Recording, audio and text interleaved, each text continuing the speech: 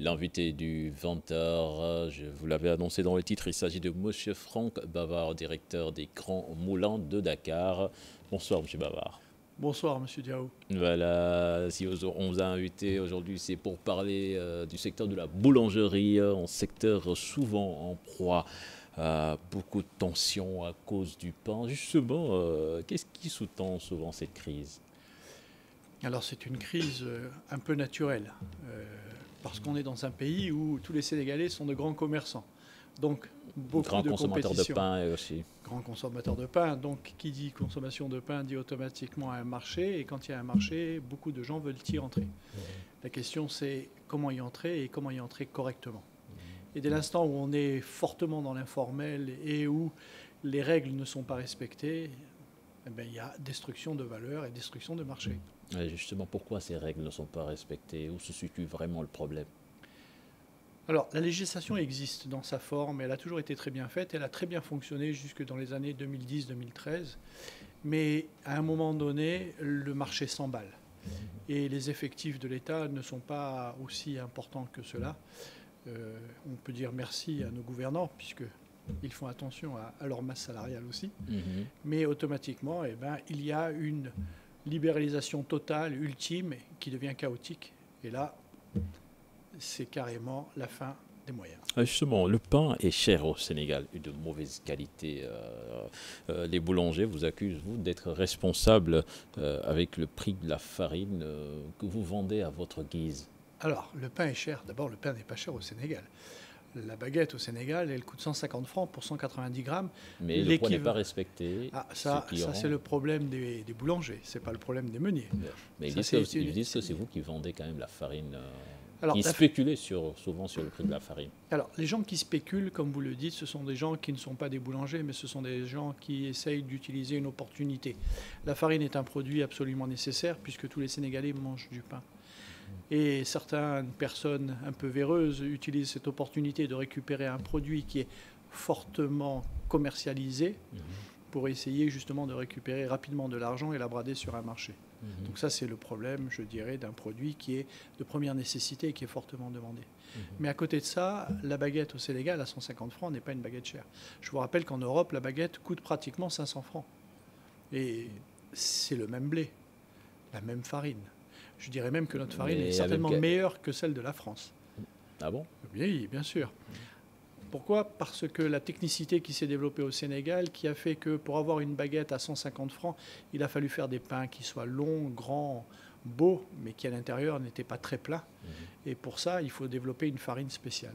Voilà, le ministre du Commerce, on en parlait tout à l'heure, a exigé la baisse du prix du pain au mois de janvier. Déjà, vous, avec votre entreprise, vous couvrez au moins 65% des besoins en farine du marché. Alors, avec notre entreprise, on a la capacité de pouvoir même fournir 80% du marché.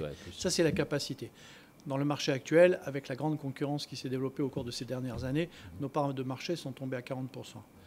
Maintenant, la farine, là-dessus, c'est un produit, je dirais, à forte valeur ajoutée, dans le sens où il y a une certaine technicité, mais qui est un produit très pauvre pour les meuniers, parce que quand vous avez acheté votre blé, il ne vous reste plus grand-chose pour payer tout le reste. Et cette baisse dont parle le ministre au mois de janvier, dans quelle mesure est-ce possible?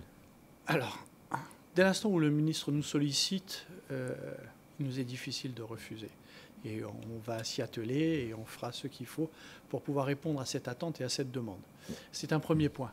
Mais la baisse de la farine n'est pas la seule solution au problème. Et là, je rejoins ce qu'a dit le ministre aujourd'hui, c'est qu'il a préconisé le fait que maintenant le pain se vendrait uniquement en boulangerie, ce qui est tout à fait cohérent et ce qui est tout à fait économiquement viable. Et justement, est-ce que cela peut amener à une baisse du prix du pain si l'on sait que le pain qui se vend n'importe où et n'importe comment, il y a les boulangers qui perdent quelque part?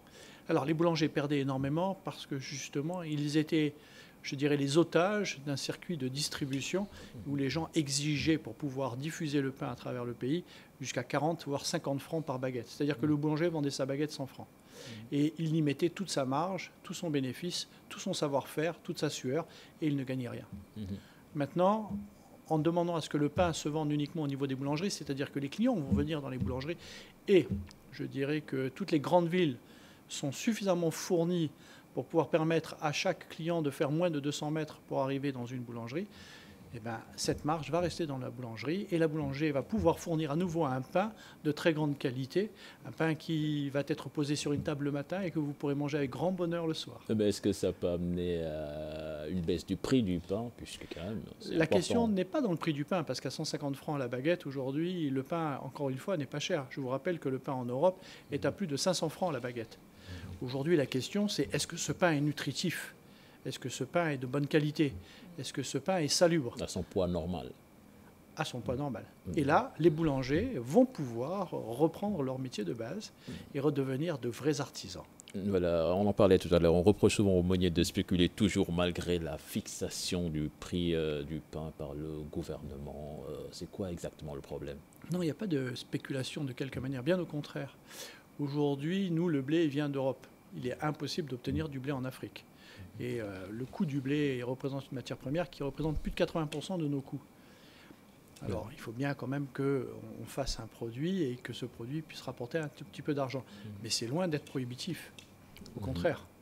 Nous sommes à la limite. Je dirais, en 2015, nous avons perdu de l'argent et personne ne s'est plaint de ça. Et ça ne se retrouve même pas chez le consommateur. Et qu'en est-il de la coopération entre les acteurs de la minoterie ? Existe-t-elle vraiment ?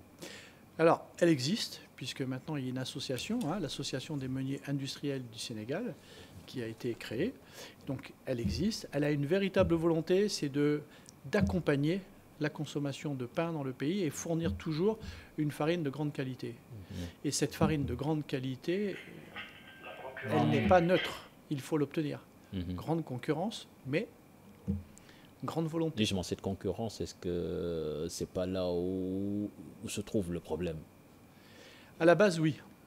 Quand on considère d'un point de vue macroéconomique le développement d'un pays, si vous favorisez trop de concurrence dans un secteur quel qu'il soit, vous créez un chaos, vous tuez une économie.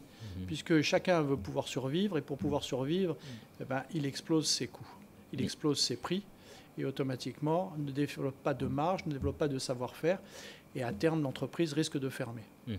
Or, un pays qui se veut être en voie de développement doit favoriser, doit protéger, je dirais, ceux qui vont être demain, son industrie, et ceux qui vont apporter du savoir-faire. Voilà, justement, les assises du secteur ont pris fin aujourd'hui. Quelles sont les recommandations, en gros, pour vraiment pacifier ce secteur Alors, le ministre a bien entendu le message des boulangers. Le premier thème, c'est de dire qu'à partir de maintenant, il faudra que le pain ne se vende que dans les boulangeries. Question de qualité, de salubrité et aussi, je dirais, une question économique pour les boulangers. La deuxième chose, il faut accompagner ce mouvement et pour l'accompagner, il nous demande à nous les meuniers de pouvoir revoir le prix de la farine à la baisse et nous allons nous y atteler afin de pouvoir répondre à sa demande dès le mois de janvier.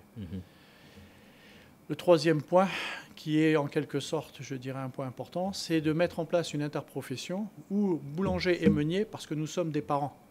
Nous ne sommes pas un d'un côté, un de l'autre, nous sommes des parents, nous vivons ensemble. Nous avons besoin l'un de l'autre. Nous puissions trouver en permanence les réponses à un problème, parce que cette filière était une filière qui était carrément en détresse, je dirais même presque en faillite. Alors, toutes ces recommandations-là, c'est réalisable. Les recommandations sont réalisables. Il y a une nécessité à l'État, son rôle premier qui est un rôle d'être régulateur. On attend, nous, maintenant, de la part de l'État, la mise en place d'arrêtés qui permettent de contrôler et de s'assurer que tout le monde respectera la règle. Vous savez, c'est un peu comme dans la circulation de voitures. Si les voitures circulent sur une route, si vous ne mettez pas de policiers, regardez ce qui se passe dans certains ronds-points de la ville. Et le poids de la minoterie dans l'économie sénégalaise, c'est considérable. Alors, le marché complet de la filière représente 550 milliards. Et là, dans les 550 milliards, nous représentons à peu près 140 milliards. On a un poids conséquent. Et vous voyez que les boulangers ont un poids énorme. Voilà, ça c'est clair. Voilà, merci Monsieur Bavard. C'était un plaisir de vous recevoir sur ce plateau de 20h de la TFM. Plaisir partagé. Voilà, merci. C'est la fin de ce journal. Prochain rendez-vous, c'est à 0h avec le tout en images. Excellente suite de programme en compagnie de la Télé Futur Média. Au revoir.